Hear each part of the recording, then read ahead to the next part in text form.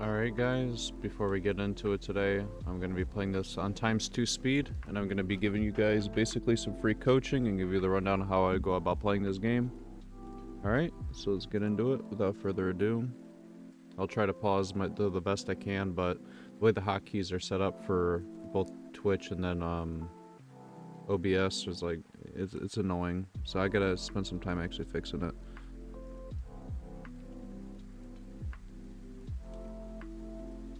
If you guys like this content, you can always stop by my stream. I tend to stream every day, you know, 6 or 7 p.m.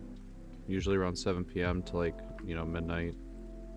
And as this game opens up, we're just going to start looking for lines and looking for pairs, right? Trying to see what items we can make. And we're always just going to buy the whole shop here.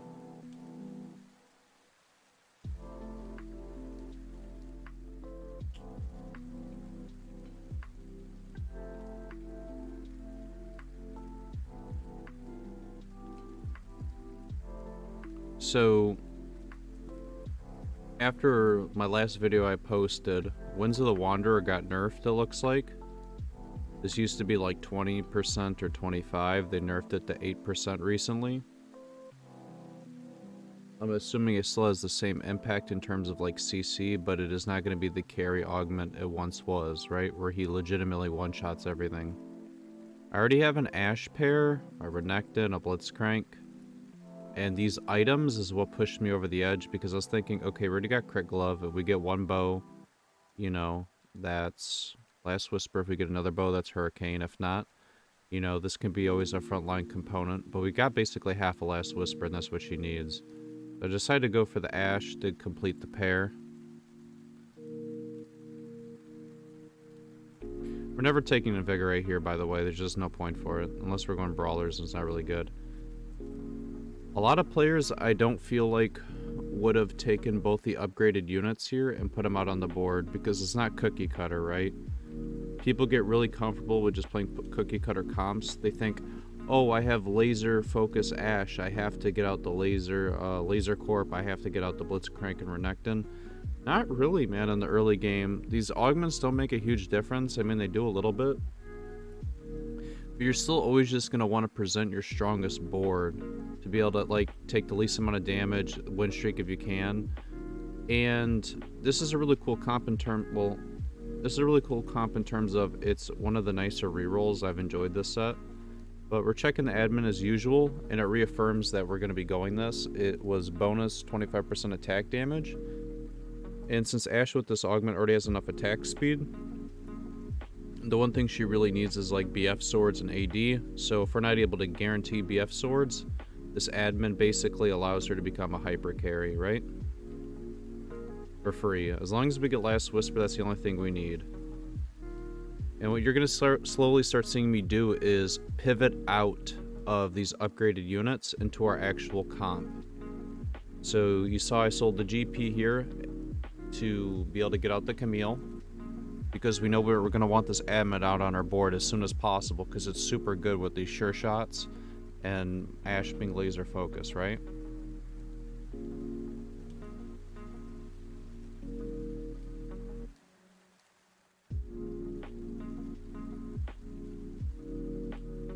Since we're win streaking, if you are playing a reroll comp, you usually want to lose streak, so that way you can always get Giga Abyss items on your hyper carry that you're rerolling for. But you got to get comfortable at, you know, making subpar items, right? You'll see it this game as well. We don't get Giga Abyss. And playing this comp is, you now have to start thinking about what type of comp you're playing it when you're like re-rolling, right? This is a stabilize at 5 comp and roll for at least Ash 3-star and maybe one of the 3-star front lines, whether it's Renekton or Blitzcrank. It has to be one of the two to make it worth, because you don't want to sit on a level and just roll all your gold for 1 3-star. Makes no sense. You need a minimum of 2. You want 3, you know, usually.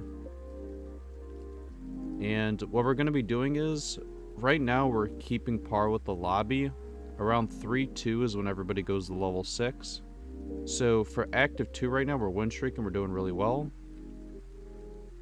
And since there are finite amount of units in the game, this is like micromanaging. It does do something, but not really. Start holding on to units of the same cost that you want to take out of the pool, so you have a higher odds of hitting, the units that you want to, right? It's something small, but I mean, if you really want to micromanage your game, that's what you can do. And we're putting the Nasus out front with the gargoyles, so he'll get more armor and magic resist for all the units targeting him. That's why we have the Blitzcrank behind him.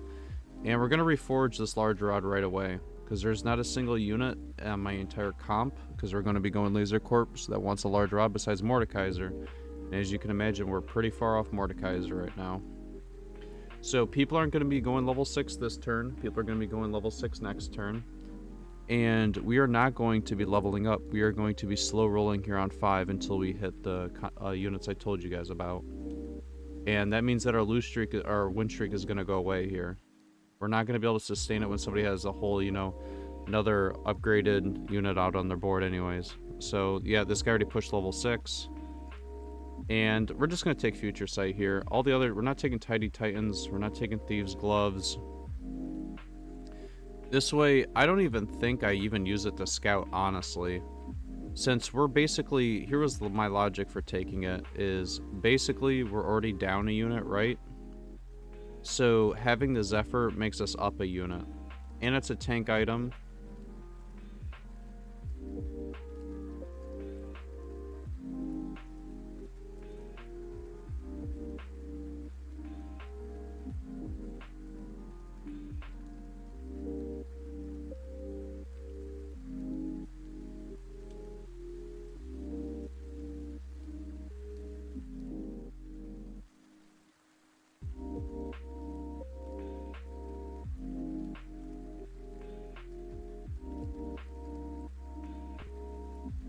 And what you guys can start doing is greeting. Since we know that if we win, we get 1 gold, right?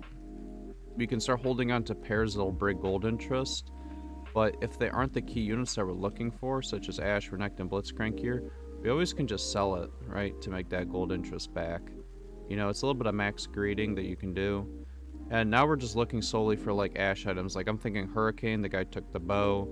And if we can't really find it here, and they take all the damaging items, which I don't think I was able to get here any, we're just going to make another tank item and just kill these components. We do not want to be having a ton of components on our bench just chilling, especially when we're already down units. And I rolled a little bit too deep here to be comfortable.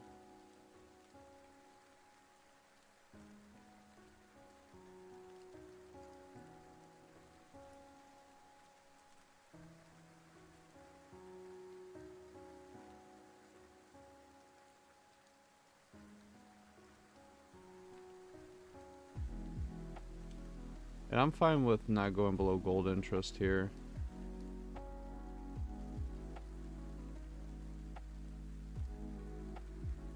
I'm fine with being below gold interest, right?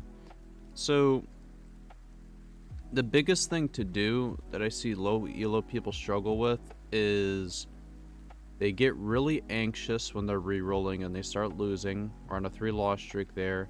There is no point in you rolling down all of your gold and ruining your entire game. You have 80 HP. Even if I lose this, 72 HP. We are way off dying. We do not even have to worry about that, right?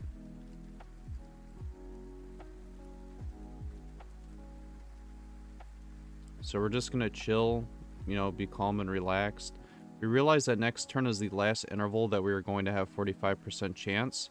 So we're going to roll deep here, because this is the last time we're going to have a 45% chance to be able to hit this Ash 3, and all these other units 3-starred. That's why I'm rolling to 0 here, because I really need that to happen. And you're going to see it here first. I'm going to slam Guard Breaker.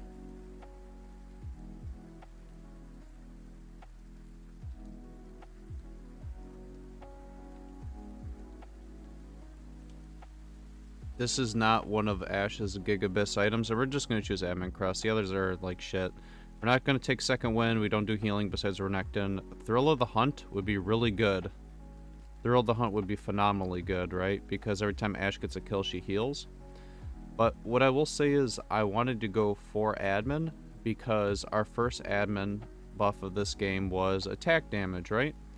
And now our second admin buff will be attack damage of 25% times the multiplier and whatever else it'll be. And with this, we know we need LeBlanc. We don't even need Warwick. And we know eventually we're going to want Warwick in, right?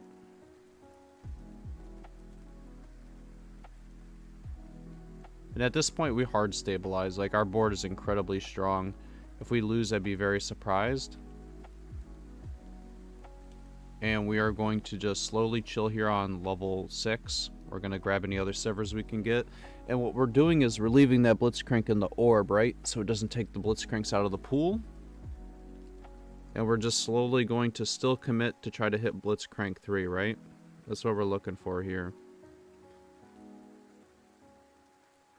Blitzcrank 3, still Siver 3. We probably missed out on Blitzcrank 3 on that roll down, but you got to choose, you know, you're limited to board space. You got to choose what you want, right?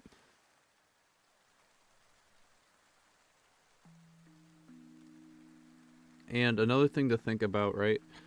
This is for each individual unit, but this just comes with game knowledge. Ashe does a whole lot better with just flat AD than a lot of other units do. She already has a ton of attack speed regardless of laser focus.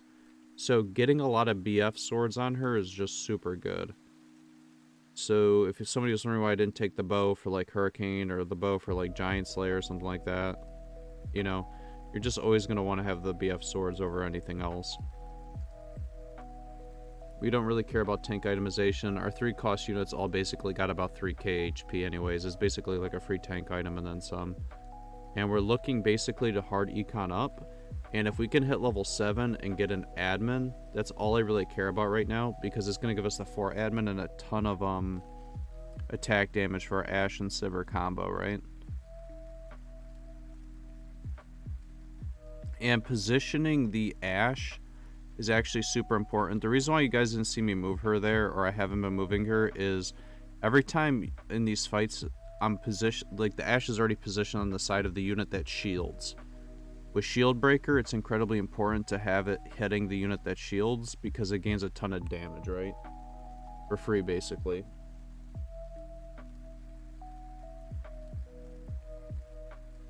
And we want to keep our econ high so it can actually power level.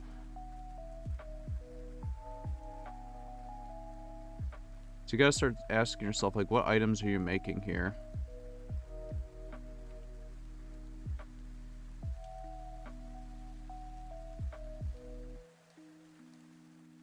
And at this point, we found another 25% attack damage for us.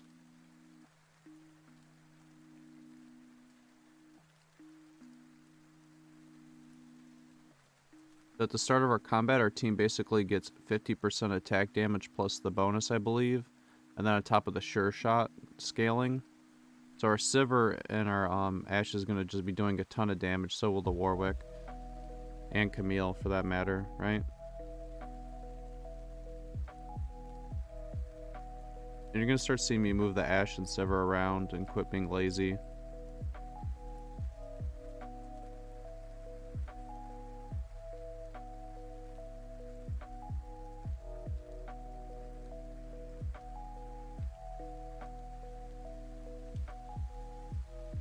I'm going to roll here because 1, we're coming up on Sivir pair, and 2, I was coming up on Blitzcrank pair, right? And at this point, we are not going to be doing anything dumb. I know we should be scouting with Future Sight, but dude, we're fucking lazy. We're boomers out here, right? And a lot of people don't know this, but that combat there was really important. I'm gonna take the time to go back over that one. I'm sorry, boys, to do this to you, but you all should like know this, because you can auto win a lot of combats through fights like this, right? Okay, let's say this guy's dumb enough to put all of his hyper carries over here, and you have a Zephyr like this, and you're gonna be in the situation more often than not, and with the Fiddlesticks. If I put all of my front line here, by the way, if I like last second swapped it, My Ashe is going to start autoing the Fiddlesticks, is going to get caught in that attack animation, Zephyr this. My whole team's just going to bombard this pocket and kill whatever's back here. So, why does this matter? Samira, you know, this could be Garen, you know, Mecha Garen. This could be anything with just a phenomenally strong backline. So, you can see how the team basically got to the backline there for free. You know, it's dumb interactions like that that the more you learn about, you have a higher chance of winning like certain combats. And it doesn't seem like it matters, but it does. Positioning for every fight's important. Don't do as I say, not as I do. Like, you guys should be scouting every fight, with Future Sight especially. But another thing you can do is, since you have Future Sight and everybody else knows you have Future Sight, you should be scouting other people's boards. You should be like looking at people's boards who you aren't actually fighting. You should be like, so people think that you are fighting them because you have Future Sight and you're like staring at their board, by the way. Another thing is, you guys should know this by seeing the Ashe and Sivir. I'll go over this in a second, but you want to position Blitzcrank also on the side of like Twisted Fate and their hyper carries, because he'll eat like 2 or 3 rotations of spells, so if you can always just throw that in front of him you want to. But you guys will notice this throughout the game. I'm never going to, I might do it here in a second and make myself look like a fool, but I'm never going to actually have it to the point where like, I have the Ashe and the Sivir not on the same side, right? You're going to always want to have the Sivir and the Ashe on the same side, so Sivir has a unit that it's hitting that's already cleaved by, you know, Ashe's Last Whisper. So you're going to want to same side your attack damage dealer so you can make the most out of that Last Whisper shred, right? And we're keeping the econ high. There's not a whole lot else for us to hit. We're basically just going to be power leveling, looking for Mordekaiser, or you see me holding onto the Lee Sin here. 4 Brawlers, nothing to laugh at. We already have enough damage. We're looking for more frontline, and we're just going to be taking any AD item. You know, we high roll here. We find a Mord on 7, so we rolled like a 1%.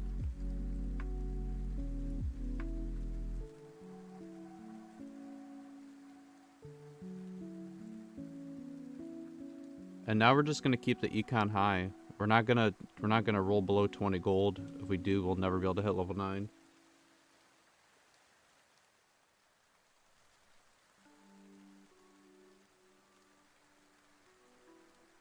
And at this point, I was thinking maybe I go Warwick 3 because, you know, level 9's like a lot of gold, and I basically already have 5 Warwicks. You only need 9. But I don't think Warwick 3 is gonna win me this. As you can see, the Zephyr's mattering here too again. I was able to Zephyr the right side tanks, so my Ashe started actually autoing the right side that was exposed. People don't think about this, but this stuff matters. It matters more so like with also a spread shot on Vayne, things like that, right?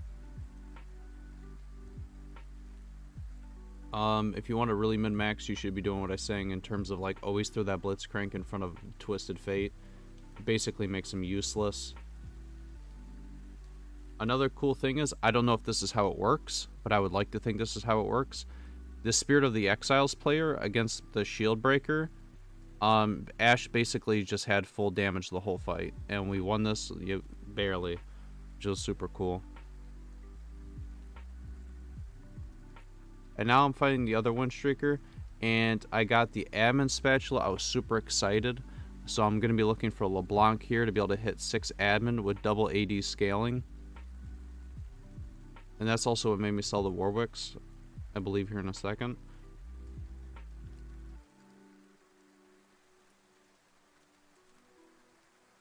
And at this point in the game, we're trying to position the Mordekaiser to where he can just always get the ulti off, because this ulti is really important, and an issue that Mordekaiser 1 has is ulting, and it's not even just Mordekaiser 1, it's also Mordekaiser 2.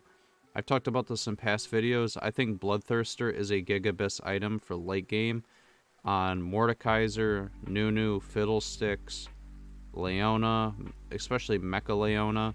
All these units benefit from Bloodthirster so much. Like, Bloodthirster always enables Mordekaiser to cast, gives him a huge HP shield, and then It feels Gigabyss on them, but not enough people are talking about it. If you want to talk about real Gigabyss, yes, it's Jewel Gauntlet, Death Cap, and like, you know, another AP item, probably maybe Guard Breaker or something. I don't know, but you're never gonna hit that in a game. It's not realistic. But you are more often than not gonna get shitty item components and get a Bloodthirster. So something to think about in your guys' games.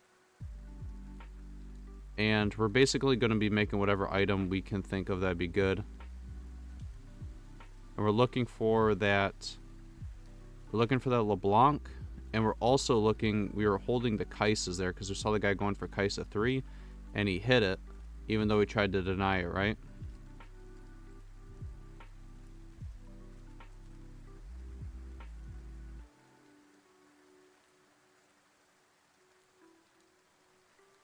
So I hope you guys enjoyed the game, and I hope you took something from it. Have a good day.